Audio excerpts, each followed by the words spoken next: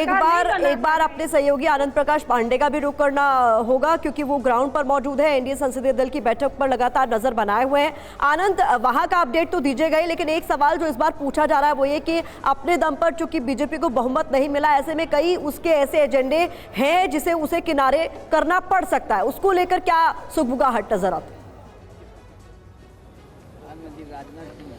बिल्कुल जाहिर तौर पर जब आप गठबंधन की सरकार चलाते हो तो आपको कोई बड़ा फैसला लेना होता है जिसमें जो आपके सहयोगी हैं उनके भी हित प्रभावित होते हैं या कहीं न कहीं क्लैश होते हैं, तो आपको गठबंधन के सहयोगियों को भी भरोसे में लेना होगा। और जिस तरह से लगातार प्रधानमंत्री नरेंद्र मोदी तीसरी बार केंद्र की सत्ता में आए हैं, जाहिर है इस बार सहयोगियों की वैसाखी के भरोसे हैं, तो ऐसे में जो बीजेपी के कोर एजेंडे थे वो पहले और दूसरे टर्म में मोदी सरकार के वो लगभग पूरे हो चुके हैं। और यूसीसी की बात है तो अमित शाह पहले ही साफ कर चुके हैं कि ये स्टेट्स में पहले लागू होगा, अभी ऐसा कोई तैयारी नहीं है नेशनल स्तर पर लाने के लिए। हालांकि चुनाव प्रचार में जरूर उन्होंने एक दो जगह कहा था कि राष्ट्रीय स्तर पर इसको लाया जाएगा, लेकिन इतना जरूर है कि बार बार बीजेपी के नेता ये कह रहे हैं कि जितने भी एलआई जो भी डिमांड कर रहे हैं, कोई भी बड़ा नेता इसमें बयान नहीं दिया, भले चंद्रबाबू नायडू है, नीतीश कुमार हो, किसी भी बड़े नेता का बयान नहीं है। बिल्कुल आनंद बने रहे आप हमारे साथ हर्षवर्धन जी। लेकिन जो मौजूदा स्थिति हुई है जिसमें दो बैसाखियों के सहारे अब सरकार चलानी पड़ेगी बीजेपी को, उसकी एक बड़ी वजह यूपी भी बना है। यूपी में बहुत बड़ा डेंट लगा है और इस वक्त जो अंदर से मीटिंग की तस्वीरें सामने आ रही हैं उसमें मुझे यूपी के मुख्यमंत्री योगी आदित्यनाथ भी नजर आ रहे हैं, दोनों डिप्टी सीएम्स भी मौजूद रहेंगे। ये एक बड़ा सवाल होगा क्या जिसका जवाब सीएम योगी आदित्यनाथ को भी देना पड़ेगा कि यूपी में यह स्थिति कैसे बन गई। आगे देखिए, मुझे लगता है कि सिर्फ योगी आदित्यनाथ के सर पर कोई चीज डालने की कोशिश ये भी ठीक नहीं है। हाँ। और जो वो व्हाट्सएप यूनिवर्सिटी से चल रहा है कि इतने टिकट के लिए कहा था योगी जी ने, वो नहीं मिला, वो भी गलत है। हाँ। लेकिन अगर ये कहेंगे कि वहां सीटें कम हुई हैं और कोई उसका जिम्मेदार नहीं, तो टिकट किसने बांटे हैं? किसने उत्तर प्रदेश में टिकट दिया? और मेरी जानकारी में योगी आदित्यनाथ ने टिकट नहीं दिए। अब क्या उसके अलावा जो टिकट दिए उन लोगों से कोई गड़बड़ हुई?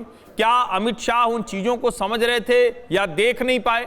और जो सबसे बड़ी बात है कि कई सीटों पर, तो जैसे हम अयोध्या की बात करें, लल्लू सिंह जी को 2019 में भी लोग विरोध कर रहे थे, वहां कोई ऐसा प्रत्याशी चाहिए था और ऐसे कम से कम 15 से 20 सीटें थी। अगर उन सीटों पर प्रत्याशी बदले गए होते, ढंग के टिकट दिए गए होते, इवन जो रायबरेली, ठीक है राहुल गांधी जीते, हो सकता है और अच्छे से वो जीतते, लेकिन जिस तरह से दिनेश प्रताप सिंह को दिया गया, और कुल मिलाकर जब एक सीट पर आप खराब टिकट बांटते हैं, एक गलत चयन होता है, तो उसका कई सीटों पर प्रभाव पड़ता है। और यहां मैं कहूंगा कि अखिलेश यादव ने उस अवसर का लाभ उठाया, बहुत अच्छे से कास्ट कॉम्बिनेशन बनाया, और जो सबसे बड़ी बात, लोगों में एक वर्ग में यह बात गई कि संविधान आरक्षण खत्म होगा। भाजपा की मशीनरी उसका जवाब न तो सोशल मीडिया पर दे सकी और न ही जमीन पर दे सकी। ठीक है तुहिन जी, इसका जवाब आप देना चाहेंगे क्या? और यूपी में बड़े पैमाने पर बातें होने लगी हैं भीतर घात की कि बीजेपी को बीजेपी नहीं हराया।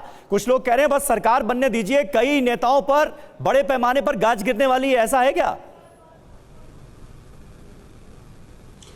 देखिए, ये सब व्हाट्सएप यूनिवर्सिटी की खबर है। निश्चित तौर पर हमारा प्रदर्शन जो है वो अच्छा नहीं रहा है, लेकिन देखिए आप कुल मिलाकर पूरे भारत ये आपके सहयोगी कह रहे हैं यूपी में, यूपी के बगल में जो मध्य प्रदेश है वहां क्लीन स्वीप हुआ है। कई अन्य राज्य हैं, छोटे राज्य हैं, उत्तराखंड, हिमाचल, जहां क्लीन स्वीप हुआ है। उड़ीसा एक नए जोन में जो है हम जाकर क्लीन स्वीप किए हैं। तो हम देखिए उतार चढ़ाव चलते रहते हैं। नहीं, यूपी का मैं जिक्र कर रहा था जल्दबाजी में कोई मैं यूपी का जिक्र कर रहा था। संजय निषाद का बयान आपने सुना होगा, उन्होंने कहा मेरे बेटे को बीजेपी ने हराया।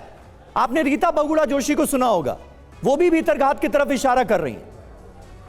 नहीं, जज्बात, देखिए राजनीति में जज्बात में बयानबाजी नहीं करनी चाहिए। भारतीय जनता पार्टी एक लोकतांत्रिक पार्टी है। अगर किसी व्यक्ति को कोई शिकायत है किसी अन्य नेता से, तो वो पार्टी में ही ये मैकेनिज्म है कि वो अपनी बात रख सकते हैं। जहां तक पार्टी का सवाल है, देखिए 24/7 काम करने वाली पार्टी, तो समीक्षा का काम जो है वो आरंभ हो चुका है। बहुत जल्द जो है कौन से ऐसे कारण थे जिससे कि वहां प्रदर्शन खराब हुआ, इसकी पूरी समीक्षा होकर एक जो आगे के लिए जो सुधार के निर्णय हैं वो लिए जाएंगे। लेकिन सार्वजनिक तौर पर कोई भी ऐसा बयान देना भारतीय जनता पार्टी के नेता को अवॉइड करना चाहिए।